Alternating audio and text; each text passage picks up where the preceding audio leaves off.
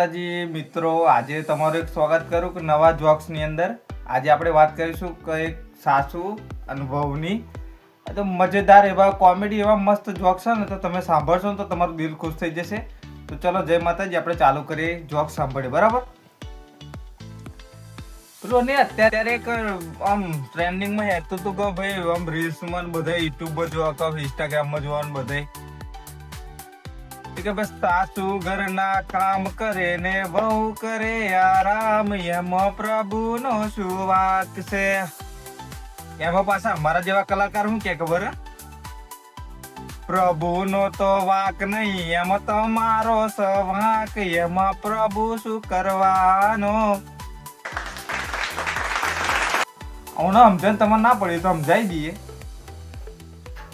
જાતે ત્યારે જ્યારે એવા પોતે વહુ હતો ને ત્યારે એવો જાતે જ નતો કામ કરતો, તારે હાહુને કામ કરાવડાવતો હતો.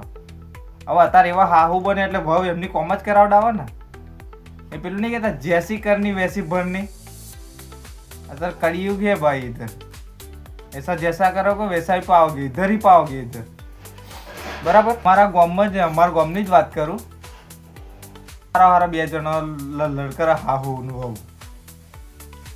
પેલીનું ઉઠવાનું મોડું થયું તો પેલી એને હાહુ કે અમારા વખતમાં તો વહુઓ 5 વાગે ઉઠી જતી હતી. તો પેલી બાયડી કે ઉઠી જતી હશે મમ્મીજી કે પાછો હતા તો મમ્મીજી કે ને બધો. તો કે તને ચમ નહીં ઉઠાતું? તો કે પહેલા કે એલાર્મ નતા ને એટલે બધી હાહુઓ જાતે 5 વાગે એલાર્મ બનીને ઉઠા દેતી હતી કે. લો વિચાર કરો, હવે એલાર્મ પહેલા તો હાહુઓ હતી, હવે એલાર્મ બનો ને કાં ની બાયડીઓ ઉઠ જ નહીં, નાચતી બાયડીઓ.